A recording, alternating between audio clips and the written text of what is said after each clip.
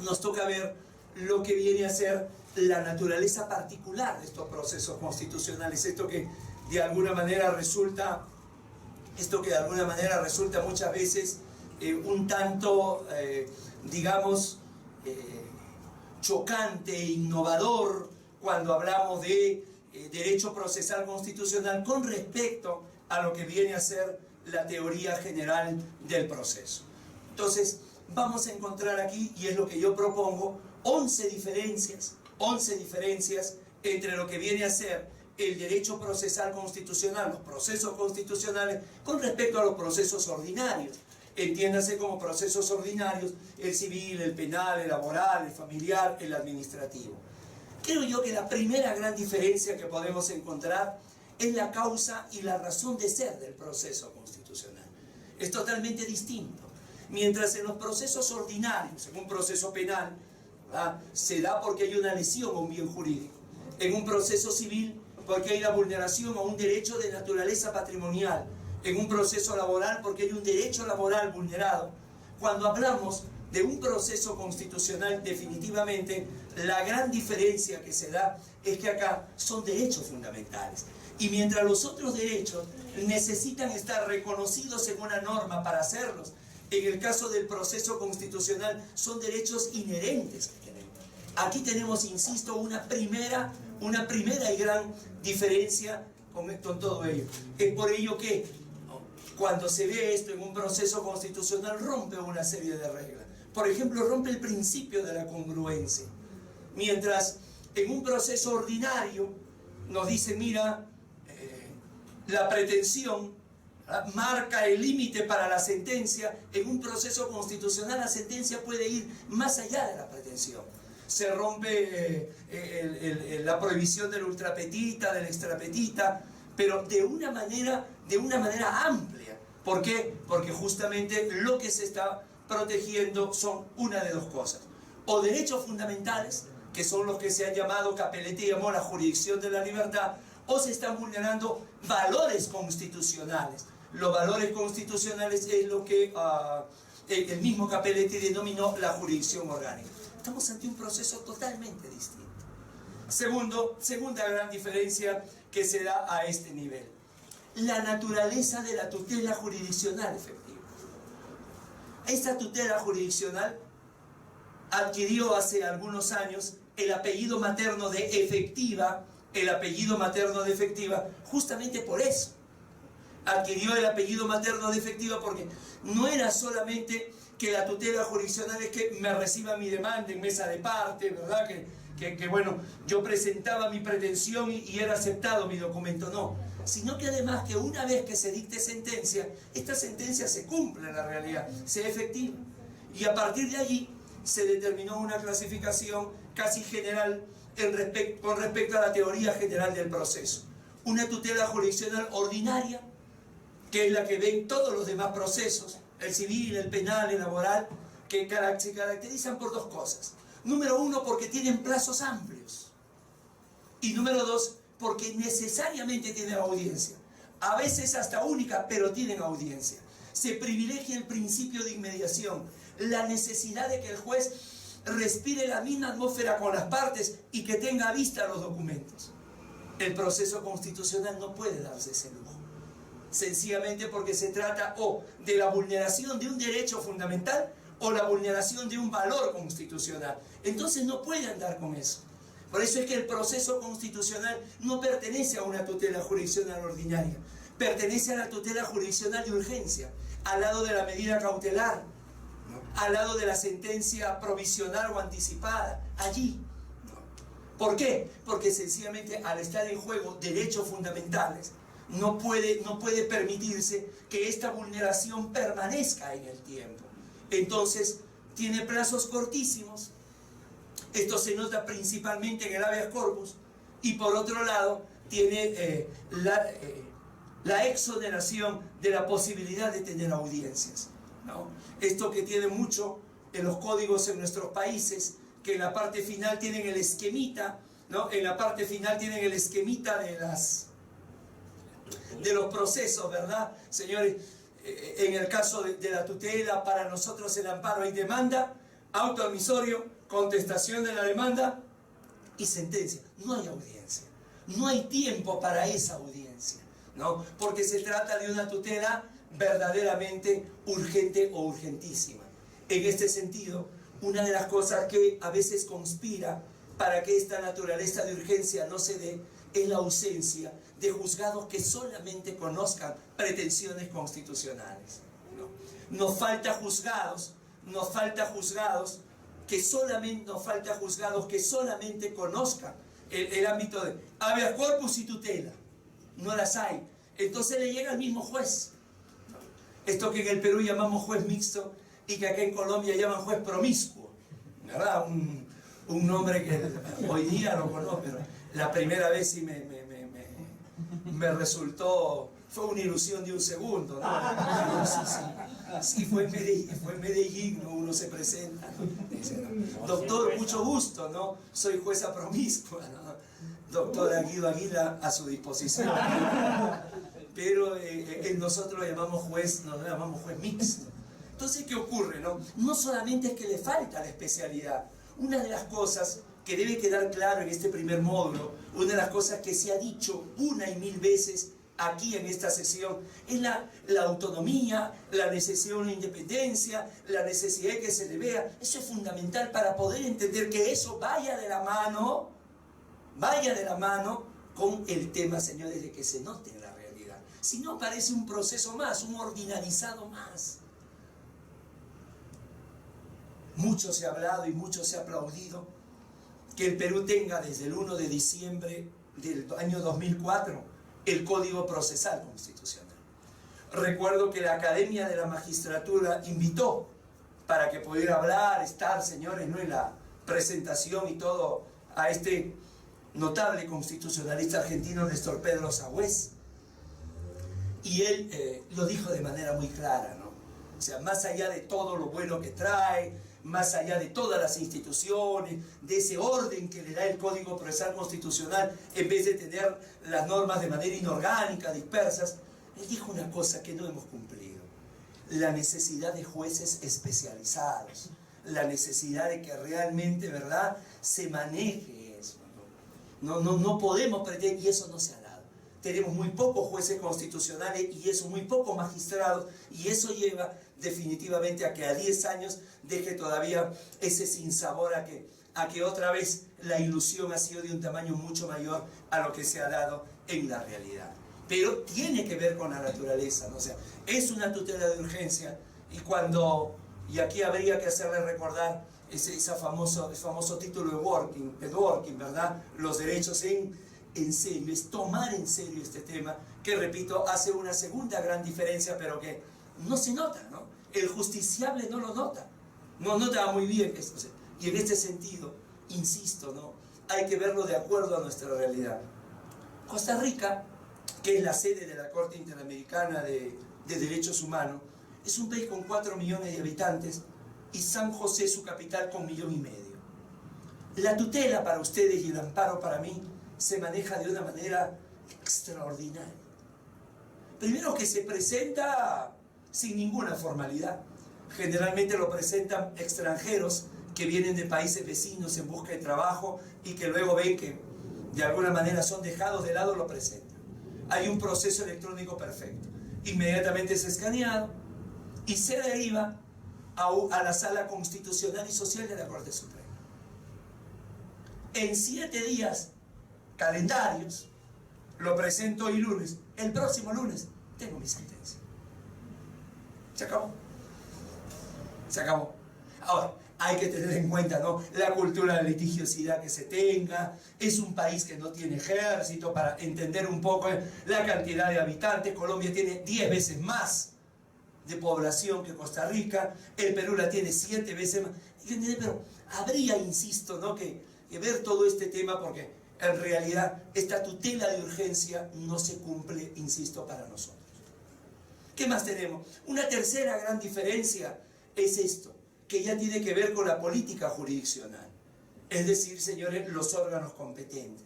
En el Perú, insisto, lo que ya hemos dicho hace unos minutos, el Poder Judicial está separado del Tribunal Constitucional. La demanda se presenta al Poder Judicial. Habeas corpus, tutela, habeas data, cumplimiento. Lo conoce el juez, ¿no? Y lo conoce la magistratura.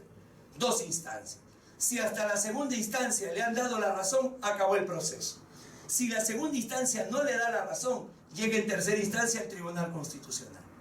De tal manera que los procesos constitucionales en mi país, señores, son susceptibles de llegar a una justicia constitucional aparte. En los procesos ordinarios jamás. El Tribunal Constitucional no interviene en los procesos ordinarios. No interviene. En el entendido de que los procesos ordinarios ven cuestiones de legalidad.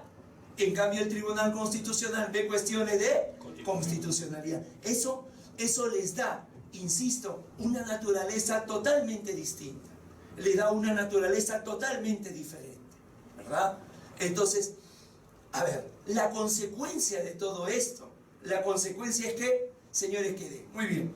Si el Poder Judicial dijo, señores, no te han vulnerado tu derecho en la segunda instancia, ¿verdad?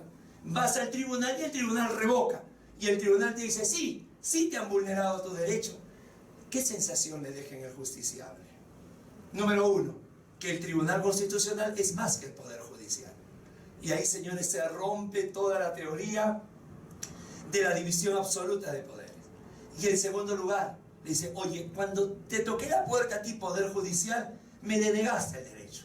Y quien me lo ha dado es el tribunal. Se hace más confiable como defensor de derechos fundamentales al tribunal que el Poder Judicial. Y eso no es sano para ningún país. Hace 10 días, estuvimos en Chitré, una ciudad muy pintoresca de la provincia de Herrera, en Panamá. En Panamá, al igual que en Paraguay, les está picando el zancudo de tener un tribunal constitucional aparte, hace un rato largo. Pero cuidado, doctores, ¿no? Yo siempre digo, en los países, y esto con la dispensa de lo que en mi país es la Corte Suprema y todos los grandes jueces que tiene ahí, señores, para mí, tengo como una reflexión, que los países donde hay un tribunal constitucional es porque hay una Corte Suprema débil. Es decir, si tú tienes a una Corte Suprema fuerte, no ves la necesidad de un Poder Judicial. Porque además, aquí viene lo que señalaba en la ponencia inaugural del doctor Velandia, ¿no? Deja la sensación de que el Poder Judicial todavía no se ha sacudido del Estado legal de derecho. De tal manera que siguen, en muchos casos, pegados a la norma legal y no les permite ver el real proceso constitucional. Cosa que sí ocurre, porque el Tribunal Constitucional nace para ver procesos constitucionales. Es como la tecnología para nosotros, ¿verdad? La tecnología. Porque el gran teléfono que uno compra, adquiere a cambio de una cantidad considerable de dinero, ¿por qué más lo aprovechan mis hijas de 11 y 7 años que lo aprovecho yo? Señores, mientras a mí el dedo, cancelo las llamadas, pongo en automático el Facebook y otras cosas, señores, no recomendables, porque ellas con gran facilidad, porque una cosa es ser nativas, que nacieron con eso, y otra cosa es para los que venimos, ¿no?, de la máquina Olivetti, allí, como señalaba García Márquez, que escribió 100 años de soledad, ¿verdad? Durante 18 meses con dos dedos y su soledad y su imaginación. Entonces, cuando se dan esas circunstancias, señores, es claro, una Corte Constitucional, un Tribunal Constitucional, jamás en su historia ha conocido un proceso ordinario. Su razón de ser es el proceso constitucional. El gran tema que tenemos, ¿saben cuál es? El tema de los límites. ¿Quién le coloca el límite a la Corte Constitucional colombiana? ¿Quién le coloca el límite al Tribunal Constitucional peruano, a la Corte Constitucional italiana o al Tribunal Constitucional Federal alemán o al que sea? Cuando Zagrebelsky escribe, en mejor rigor, del derecho dúctil, es porque, señores, ya no hay el principio de legalidad. Esto de acá y yo lo puedo amoldar perfecto. Muy bien, ¿no? El derecho dúctil, tú puedes acomodarlo. ¿Cuál es el límite para esa ductibilidad? Porque atención, señores, los tribunales constitucionales, tribunales, los que están aparte del Poder Judicial, son elegidos por el Congreso. Ya se señaló acá a primera hora. Para Kelsen, más era político que jurisdiccional. Kelsen decía, yo no puedo controlar las leyes del Congreso, que es un órgano político, con un órgano jurisdiccional como el Poder Judicial, con el control difuso. Es un control imperfecto. El juez más está pensando en su caso concreto que en analizar si la norma es o no es inconstitucional. ¿Cuándo se va a dar cuenta? Cuando la inconstitucionalidad sea grosera. Ese control no sirve. Para eso crea el control concentrado, un órgano que solo se dedica a verificar la constitucionalidad de las normas. Y de ese órgano era político. Siempre me dicen, oye Guido, en España, en Alemania, también los elige el Congreso, sí. Pero ¿qué Congreso, no? Elige a gente, señores, acabada en el buen sentido, en el derecho, ¿no? Gente que ya lo ganó todo. Gente que jamás va a poner en riesgo el prestigio que ha ganado por alguna, ¿no?, componente política. Señores, gente que ya tiene el bronce, no va a renunciarlo por el cobre. Ya tiene la estatua que le asegura la gloria en el futuro. No tiene. En el caso del Tribunal Constitucional peruano, algunas veces, señores, está formado por constitucionalistas reconocidos. Otras veces está formado por gente que no aparecen en la guía telefónica del derecho constitucional. No es que son elegidos por grupos políticos. Entonces allí es donde viene nuevamente, ¿no? No es solamente importar el modelo, sino adecuarlo a tu realidad. Entonces allí es ahí donde viene esto de la competencia. ¿Qué tanto se le puede dar, no? Insisto, ¿no? A mí me parece genial el modelo colombiano. La Corte Constitucional pertenece al Poder Judicial. Está dentro de la familia, ¿correcto? Está dentro de la familia. No, acá no, acá es el de afuera. O sea, está viviendo en la casa y bueno, tiene derecho a poner la música, a señalar lo que se va a servir. Este está afuera.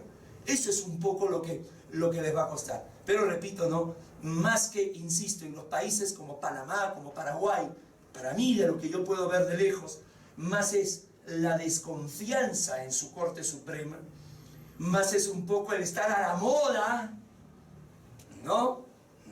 ¿Qué haces con tu BlackBerry, no? Eres un neandertal, ¿verdad? Más es estar a la moda que realmente haber analizado la situación si se da o no se da. Una cuarta diferencia que tenemos es la normatividad aplicable al caso concreto. Vamos a hacer ejemplos un poquito exagerados, pero pretendidos para acá. Señores, si yo en mi país soy juez penal y me llevan una denuncia, ¿no? Me lleva una denuncia o una acusación fiscal de un delito contra la fe pública, señores, yo tengo mi Código Procesal Penal y mi Código Penal y con eso resuelvo, me basta. Si yo soy un juez en lo civil y me llega una resolución de contrato, mi Código Civil y mi Código Procesal Civil y me basta. Señores, ahora, si yo soy un juez constitucional y me llega una tutela donde me dice, ¿sabes qué? Me están vulnerando mi derecho a la igualdad, porque en mi casa, en lo que es la sala, yo he puesto mi estudio jurídico, y ahora me están cobrando un tributo mayor porque he puesto mi estudio jurídico, no es algo comercial, y sin embargo, entonces yo presento mi tutela porque me están vulnerando mi derecho a la libertad de trabajo y mi derecho a la igualdad. Señores, ahora yo soy juez constitucional, pregunto, ¿con mi Constitución y con mi Código Procesal Constitucional me alcanza? No. Doctores, con eso me abanicaré en el mejor de los casos. ¿Pero qué necesito? A ver, ahí está. Un número, perfecto. Señores, necesito una mesa más o menos como esta para colocar todas las normas. Primero, en mi país hay que agotar la vía previa, Ley General de Procedimientos Administrativos. Como es contra una municipalidad, Ley Orgánica de Municipalidades. Como es contra un tributo, Código Tributario. Como es contra un tributo municipal, Ley de Tributación Municipal. Como es una municipalidad en específico, el TUPA, el Texto Único de Procedimientos Administrativos de esa municipalidad. como le he vulnerado el derecho a la igualdad, ¿no? Supuestamente, y no hay ninguna ley sobre la igualdad, toda la jurisprudencia del Tribunal Constitucional sobre el derecho a la igualdad. ¿Correcto? Claro, el test de proporcionalidad que yo haga entre la facultad impositiva que tiene el Estado y la libertad. Señores, a eso es lo que se ha llamado el bloque de constitucionalidad. La pregunta es, si la mayoría de tutelas o amparos llega a un juez que no es especializado en lo constitucional, señores, seguiremos teniendo la tendencia de que el Poder Judicial te diga no, no, porque lo enfoca desde el punto de vista legal. Y cuando llegue el tribunal te diga sí. Y señores, siga abriéndose esa brecha que no es sana para ningún país. No es sana para ningún país. Entonces la normatividad aplicable al caso es otra de las razones, va la cuarta diferencia entre un proceso ordinario y un proceso constitucional. Quinta diferencia. La quinta diferencia es respecto a los métodos de interpretación. Es respecto a los métodos de interpretación. Señores, el artículo 181 de la Constitución peruana dice lo siguiente: las resoluciones del Jurado Nacional de Elecciones no son revisables en sede judicial. Lo que diga el máximo órgano electoral nunca se revisa por el Poder Judicial.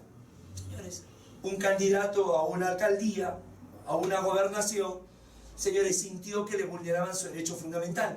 No lo dejaron participar porque tenía 8 procesos penales. Y él dice, un momento, no me han sentenciado. Presunción de inocencia. Presunción de inocencia. Señores, cuando llega al Poder Judicial, el Poder Judicial dice, a ver, artículo 181, no serán revisables, improcedente.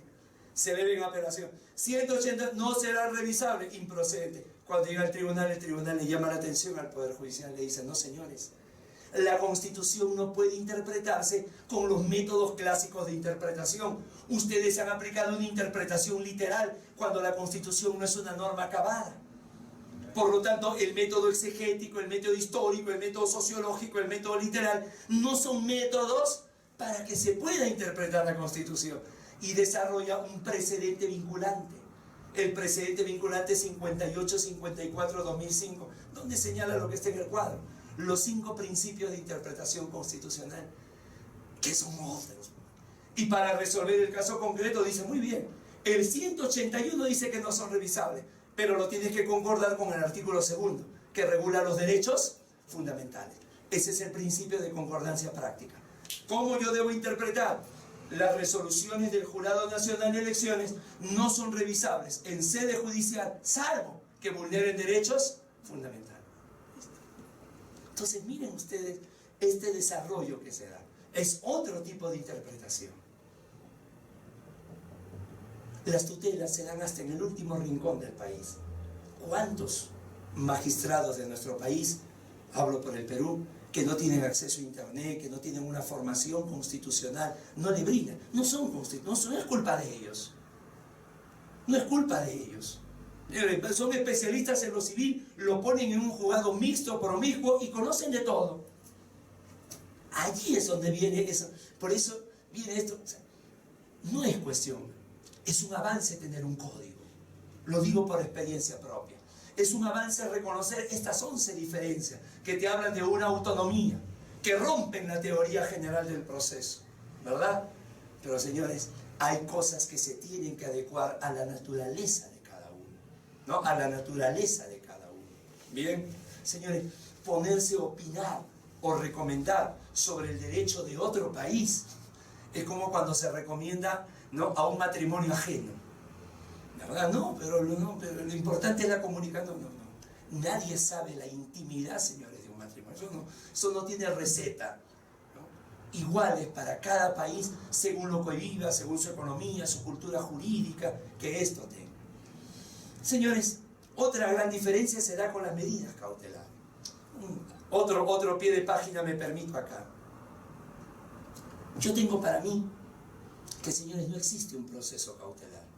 El Código Procesal Civil peruano habla de proceso cautelar y he visto en todos los países de América Latina, salvo Venezuela, todos los demás, de Sudamérica, todos los demás hemos ido con alguna actividad académica. Señores, hay proceso cautelar. Señores, Si no entendemos eso, no podemos entender por qué una medida cautelar se restringe en un proceso constitucional. A ver, venga. La naturaleza de un proceso es que satisfaga un derecho. Una medida cautelar no satisface un derecho, solamente asegura el efectivo cumplimiento de la sentencia. El doctor Acosta me tiene una deuda, entonces yo establezco como medida cautelar, el secuestro de su automóvil, el secuestro de su automóvil Volkswagen del año 2014. Señores, yo no he satisfecho mi derecho con el automóvil Volkswagen. No me gusta la marca Volkswagen. No he satisfecho mi derecho. Yo lo que he hecho es asegurar que cuando termine el proceso y me diga no tengo, yo pueda cobrarme a partir de ese automóvil. Son dos cosas distintas. Segundo, la razón de ser de un proceso es la bilateralidad. ¿Correcto? La razón de ser es la bilateralidad. Lo que haga Acosta comunique en Aguila, lo que haga Aguila comunique a Acosta para que cada uno ejerza su defensa. Señores, la medida cautelar por esencia, ¿qué cosa es? Inaudita altera partes, sin que escuche la otra parte. Tengo que sorprender antes que me esconda los bienes, antes que los ponga a nombre de otra persona. Es unilateral. Tercera diferencia, los procesos son autónomos, tienen vida propia. La medida cautelar no tiene vida propia. La medida cautelar está atada por un cordón umbilical a un proceso principal. Se cae el proceso principal, se cae la medida cautelar.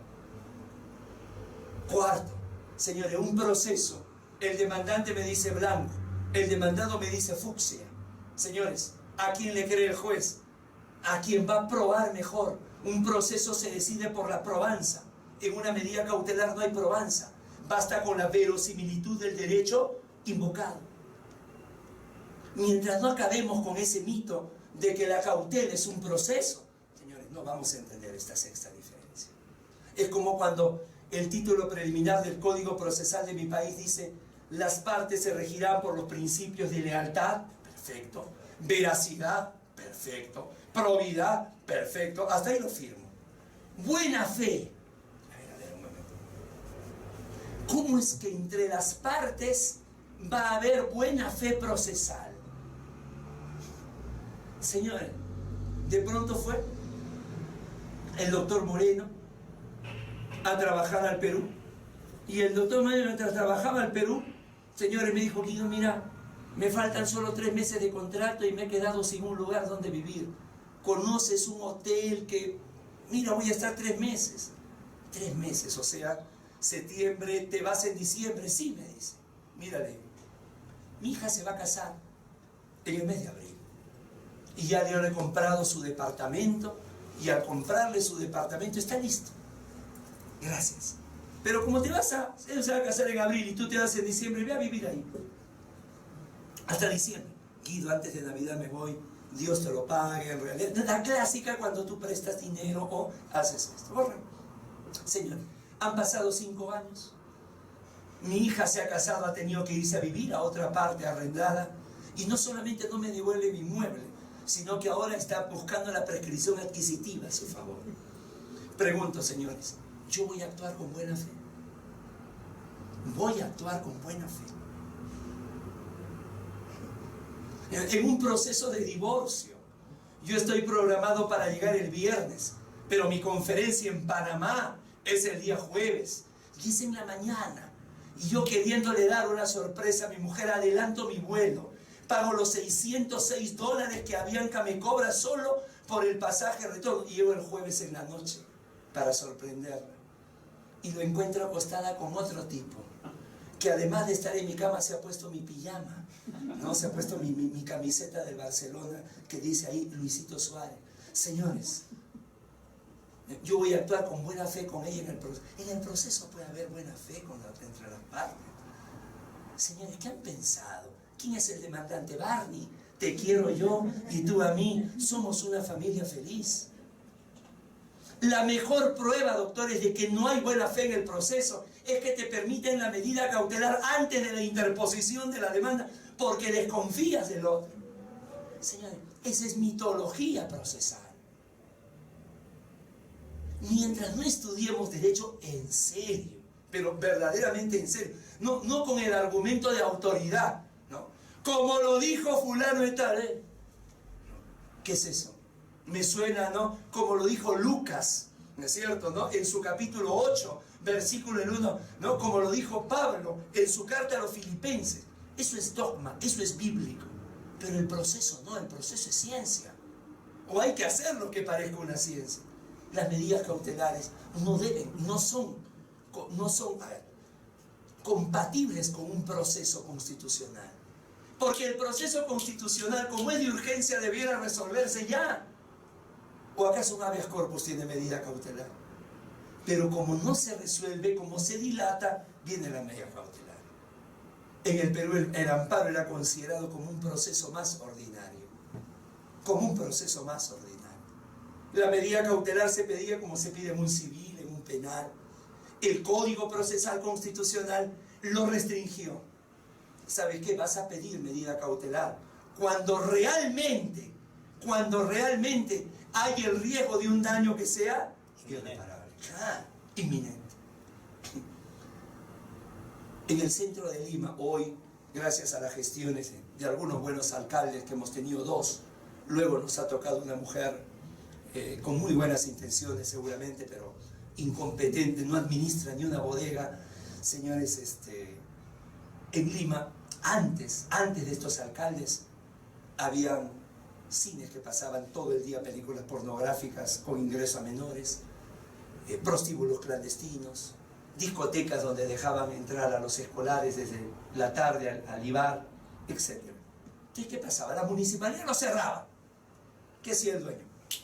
Presentaba su tutela con una medida cautelar. Me están vulnerando mi derecho al trabajo y me están vulnerando mi derecho a la libertad de empresa. Y siempre haciéndose la víctima, siempre, ¿no? Defraudado. Señores, le llegaba al juez, que no sabía nada de esto. El juez civil que decía, a ver, ¿hay peligro en la demora? Sí, te va a demorar 3 años. ¿Hay la verosimilitud del derecho? Claro, te han cerrado el cine, la discoteca. Te han dejado sin trabajo, sin empresa. Entonces, señores, ¿qué fallaba? Fundada la medida cautelar y que siga la fiesta, reabrían todo. Ahora, pregunto, ¿el demandante le interesaba que terminara el proceso? Si tenía su discoteca, su cine abierto, que se dilatara todo lo que pudiera. Al victimario. Se hacía la víctima. Al victimario, señores, le protegía el derecho. O sea, esto es lo que pasa cuando abrazamos instituciones sin conocimiento. Y allí es donde viene. Por eso, insisto una vez más, ¿no? Estas diplomaturas traen eso de ahí. Puedo estar errado en el 90% de las cosas que he dicho. Pero en ese 10% que no estoy errado, servir para analizar, este es el tema. Yo tengo la convicción de que siempre las diplomaturas, las especializaciones, es como ir al cine. Estaba ahí, disfrutando la primera conferencia. O sea, una especialización es lo que a uno le gusta o lo que uno tiene curiosidad, entonces la disfruta. Es distinta del pregrado, el posgrado, ¿no?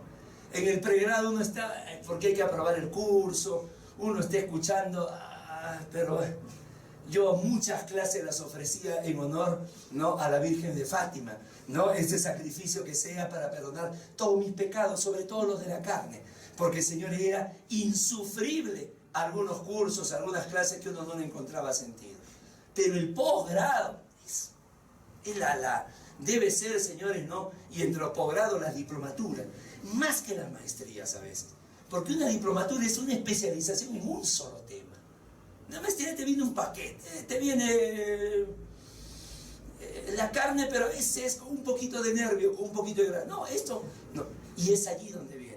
Por eso el tema de la medida cautelar es otro de los grandes temas. Y aquí en Colombia, que tienen una gran cultura de derecho procesal, seguramente debe ser uno de esos temas mejor desarrollado. Cambió la estructura de la sentencia. Esa famosa, ¿no? Esto que teníamos, parte expositiva, parte considerativa, parte resolutiva, servía cuando la sentencia era interpartes. Cuando la sentencia era interpartes, ¿no? Era la sentencia. Era el caso Herrera versus cualquier entidad estatal, la Municipalidad de Bogotá, un particular, Tigo, Arturo Calle, qué sé, una demanda. Entre los dos quedó perfecto. Señores, ¿Tú qué tenías? Si la pretensión es fundamentos de hecho, la sentencia tiene fundamentos de hecho, la parte expositiva. Si la pretensión tiene fundamento de derecho, la sentencia tiene fundamento de derecho, parte considerativa. Si la demanda, la pretensión tiene petitorio, la sentencia tiene que pronunciarse sobre el petitorio, parte decisoria. Pero a nivel constitucional hay sentencias erga omnes. Los precedentes vinculantes. Los tienen acá en Colombia, ¿verdad? Sí, claro. De un caso concreto. Entonces, si tú vas a hacer erga omnes, ya no te alcanza esto. Tienes que hacerlo con 5. ¿Por qué? Porque tienes que argumentar. Si es erga omnes, es como una norma. Tiene la generalidad de una ley sin ser poder legislativo. Entonces tienes que argumentar. Hay razón declarativa, hay razón axiológica, está la ratio de Scirendi, la principal, hay obiter dicta, abrazo, hay obiter dicta lo que se establece. Señores, hay una serie de cosas.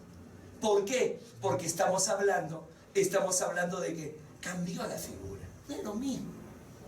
No es lo mismo.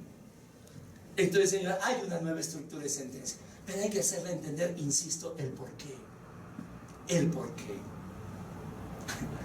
Yo siempre bromeo, ya no enseño en el pregrado a veces estos congresos, estos viajes, los que tanto disfruto, que tanto sirven, señores, para las experiencias, para conocer otras personas. Ya no me comprometo más porque es imposible a veces de cumplir con el horario, sobre todo días de semana. Entonces nos vamos al posgrado, que son solo los fines de semana.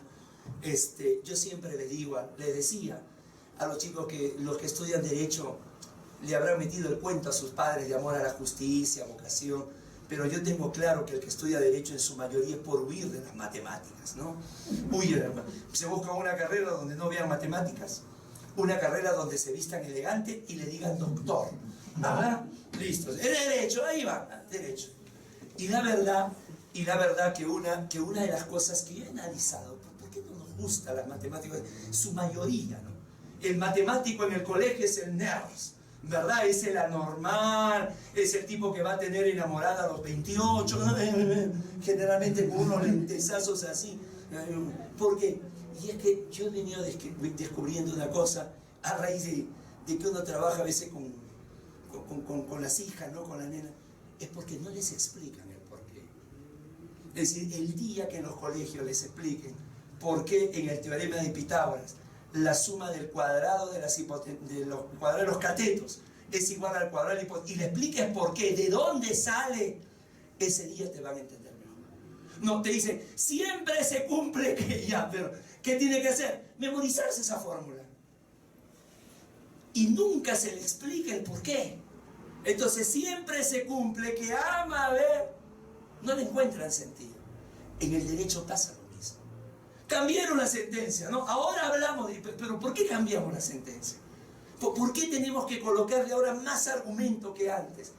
Porque ya no es inter partes, es erga omnes. Otro cambio, el octavo, que nosotros consideramos son los alcances que tiene. Algo ya hemos adelantado, ¿verdad? El alcance. Primero a nivel de las personas. En el Perú, a raíz de que el Tribunal Constitucional ha comenzado a dar precedentes, casi mirándose en ese espejo, el Poder Judicial también ha comenzado a dar, pero contados. Pero normalmente el Poder Judicial, todas sus sentencias son interpartes. En cambio, cuando el Tribunal Constitucional, la justicia constitucional, para entendernos, la justicia constitucional resuelve en una acción o proceso de inconstitucionalidad, erga omnes. Cuando hace un precedente, erga omnes, cambió. Y los efectos en el tiempo. ¿Qué es lo que busca una tutela? Reponer las cosas al estado anterior. ¿Qué es lo que busca un habeas corpus? Reponer la libertad al estado anterior. Son sentencias retroactivas. Rompieron toda la teoría general del proceso, donde siempre nos dice que las sentencias son hacia adelante, son ex nunc. Viene el proceso constitucional y las sentencias son ex nunc. Rompieron. Por la naturaleza tan particular que se tiene. Esto, insisto, cuesta mucho, ¿no? Yo tuve hace un par de años ya la suerte de cenar en Lima con el que es para mí el más grande procesalista español hoy por hoy. Tiene más de 202 obras escritas. Y él me decía, no, me decía, ustedes le llaman acción de inconstitucionalidad. Nosotros lo llamamos así, hoy con el código lo llamamos proceso de inconstitucionalidad, bajo el norte de que la acción es, no puede llevar adjetivo, ¿no? Como jurisdicción. Jurisdicción constitucional, jurisdicción civil, son términos que se van dejando por procesos, ¿no? Entonces él me decía, lo que ustedes llaman proceso de inconstitucionalidad, eso es cualquier cosa menos proceso, me decía. ¿Por qué? Mira, me dice, número 1, todo proceso busca proteger un derecho. ¿Qué derecho se protege Es algo abstracto. Lo que se busca es declarar la invalidez de esa norma y expulsarla. Primera razón. Segunda razón, mientras se tomaba otro trago de pisco sour, ¿no? Segunda razón. La segunda razón me dice, todo proceso, todo debido proceso, para que tenga una garantía, debe tener pluralidad de instancias. En el Perú, el proceso de inconstitucionalidad solo lo ve la justicia constitucional. ¿Dónde hay pluralidad de instancias? Aquí también. Aquí también la Corte. Y tercero, me dice, en España el Tribunal Constitucional Español está viendo si España se retira o no de la Unión Europea, es decir, si el probable retiro de España es constitucional o no. ¿Qué tiene eso de jurídico? Eso es político. Van a ver la conveniencia, no van a ver el derecho. Señores, ¿cómo cuesta? Muy al margen de que tenga razón o no. A mí me parece que tiene razón, por eso se sale. Pero de ahí, señores, o sea, a ver, para él, en su concepto de proceso, no es proceso porque rompe la regla. Miren la naturaleza tan distinta que tienen los procesos constitucionales. ¿No? Tan distinta que tienen. Entonces, allí viene. Por eso, insisto, ¿no? Aquí en Colombia, que tienen tanto derecho procesal desarrollado, insisto, yo tengo, por más que he estudiado en Argentina, la mayor parte de mi biblioteca de libros extranjeros son colombianos, más que argentinos. Cada vez que vengo acá es así, un asalto a mano armada, pero esos asaltos que tú te veas feliz, ¿no? Llévense hasta la camisa, pero yo me llevo los libros. Me cubro mi pelvis con los libros y yo me regreso, ¿no? Feliz, porque siempre hay algo, hay un nivel de investigación desde los semilleros muy importante. Y acá es donde se dan todas las condiciones para que lideren el proceso constitucional. Es más, un referente para el Tribunal Constitucional peruano es la Corte Constitucional colombiana. Lo citan mucho. Y a veces lo citan de manera textual. Tanto así que hay una sentencia, lo hablaba con, ¿tu nombre es, perdón? Víctor. Lo hablaba con Víctor acerca de que, por ejemplo, nosotros hemos trabajado, hay un congreso que se va a dar en Ibagué y se va a hablar sobre la consulta previa. En esa sentencia donde el tribunal desarrolla la consulta previa, se habla de constitución ecológica, cuando la constitución peruana nunca menciona la constitución ecológica. O sea, en vez de llamar la constitución ambiental, como llamamos nosotros, el texto es total de la Corte Constitucional colombiana. Es un importante, claro, es un importante referente. Pero, señores, miren esto, cambia. Ahora, hay un tipo de sentencias, y anuncio que voy a terminar, lo veo muy cansados, y una de las cosas es el tema de las sentencias exhortativas o diferidas. Eso jamás se da, ¿no? En el proceso ordinario, señores, si la sentencia de desalojo salió fundada la demanda y ordena a la viuda con sus 2 hijas que viven allí desocupar el inmueble sublitis en el plazo de 6 días bajo apercibimiento y lanzamiento. No que se calcula las consecuencias, pobre viejita, ¿dónde va a vivir? No, señor. En el caso constitucional sí se calcula, ¿no? Te doy 1 año de plazo para que adecues la legislación, te doy 6 meses, señores, se modulan las consecuencias. Eso es imposible pensar en un proceso ordinario. El tema por eso es tan importante de colocarle los límites, ¿no? Los límites, yo hasta ahora no doy cuáles serían los límites del Tribunal Constitucional. Y eso viene dándome vueltas hace muchos años. Cuando tenía 14 años, y en tercero de secundaria, me quedé prendado en la figura de Napoleón Bonaparte, ¿no? Como de la Revolución Francesa, un país que se caía, pudo llegar a formar el último gran imperio de Europa. Y entonces una vez pasando frente a una biblioteca, frente a una librería, vi un librito así, ¿no? Napoleón el Pequeño. Yo recuerdo que tomé mis propinas, ¿no? Tomé algunas monedas que no eran mías sino de mi madre, ¿no? Algo, reuní y lo compré. Un fiasco. No hablaba de Napoleón Bonaparte, hablaba de su sobrino, el emperador Napoleón III, ¿no? Era Napoleón el pequeño, no el pequeño de estatura, sino el pequeño de cerebro. Ese tipo que le quedó grande el nombre de Napoleón. Tenía algo de su tío, una foto de él en su cuarto, pero nada más, ¿no? Y me dije, jamás vuelvo a cometer este error. Señores, lo volví a cometer. Hubo un libro de este gran constitucionalista mexicano desaparecido ya, Jorge Carpizo, Los límites al Tribunal Constitucional. Listo, lo encontré en internet. A traerlo de donde sea. Señores, otro fiasco.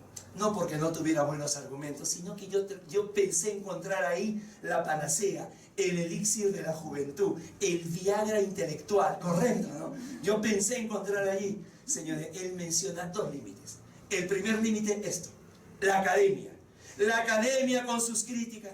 Sí, pero la sentencia ya está dada. El límite tiene que ser, ¿qué cosa? Antes. Y el segundo límite, la argumentación jurídica que desarrolle. Está bien, pero vamos a saber de ese límite.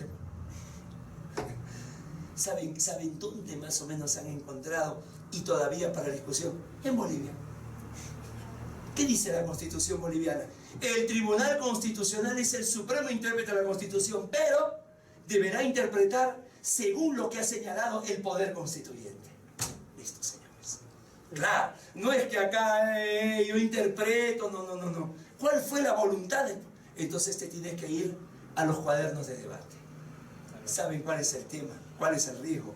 Que se queden anclados en el constituyente y no vean más allá. El clásico dilema de la manta corta. O me cubro los pechos o me cubro los genitales. Señores, en este caso, uno falla por exceso de activismo y el otro, el boliviano, te dice, mira, ¿sabes qué? No, quédate acá. Allí es donde viene. Por eso es que es un derecho inacabado, ¿no? Una novena diferencia es la cosa juzgada. ¿Cuántas veces nos dijeron en teoría general del proceso? La cosa juzgada es inmutable, inimpugnable, coercible. Carneluti decía, ¿no? La cosa juzgada hace de lo blanco negro, del cuadrado un círculo y del varón una mujer. Es decir, así esté mal la cosa juzgada, sea una resolución írrita, queda ahí por seguridad jurídica. Hoy día no. Hoy día en el Perú se permite habeas corpus contra las resoluciones de la Suprema. Se permite tutela contra las resoluciones de la Corte Suprema.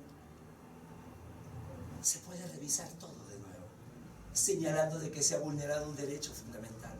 Sigue fortaleciéndose el Tribunal Constitucional y debilitándose el Poder Judicial. Cambia la figura.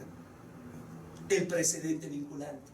Mientras los precedentes del Poder Judicial, en lo civil vincula a lo civil, en lo penal vincula a lo penal, en lo constitucional vincula a todos los ciudadanos y a todos los poderes del Estado. Ergo, doctores, el precedente en el Perú puede derogar una ley. Una ley no puede derogar un precedente. ¿Se acuerdan la pirámide? Cambió. La pirámide. Acá estaba la Constitución y acá estaba la ley. Ahora, entre la Constitución y la ley está el precedente. Se ha puesto corbata. Le ha salido el cuello al cóndor. Señores, es otro. Y ojo, nada de eso dice nada de esto dice la Constitución. Todo es jurisprudencia de la justicia constitucional. Por encima del legislador. Habría esto, ¿no? Ahí es donde vienen 1000 temas de tesis. Y para terminar, esto último, corríjame por favor, esto también lo tiene la Corte Constitucional Colombiana, este principio de autonomía procesal. ¿Cómo es? En el Perú tenemos un Código Procesal Constitucional, ¿correcto? Si el juez ordinario, el que ve civil, penal, se aparta una coma del código, señores, lo denuncian por prevaricato, lo destituyen, le pasa todo lo malo, hasta la suegra se muda a vivir con él, ¿correcto? No puede apartarse porque el juez está sujeto a la ley y a la Constitución, ¿correcto? Muy bien. Señores, el juez constitucional, el tribunal, puede salirse de lo que dice el código. El código, por ejemplo, prohíbe tutela contra tutela. El tribunal lo permite. Puede salirse del código, argumentando una mayor defensa de los derechos fundamentales. Y seguimos, y seguimos, y seguimos, y no tiene límite. Principialismo. Ahí viene el principialismo. No, pero los principios se interpretan. Señores, se acabó entonces. Que legisle el tribunal, no el legislador. Entonces son allí, ¿por qué esto? ¿No? Esta última palabra que se tiene. Son estas circunstancias las que se han... Y hemos querido, un poco desde el momento que tuvimos esta gentil invitación, insisto, ¿no? Insisto, es como, qué sé yo, ¿no? Ustedes, para hacer una cuestión mucho más terrenal, ¿no? Una analogía terrenal. Ustedes que señores han llegado donde han llegado en el Mundial de Fútbol. Ustedes que tienen al 10 del Madrid, al 9 del Manchester, va a venir un peruano a hablarles de fútbol. Es así, ¿no? Ustedes están, insisto, en un mayor nivel en el desarrollo del derecho.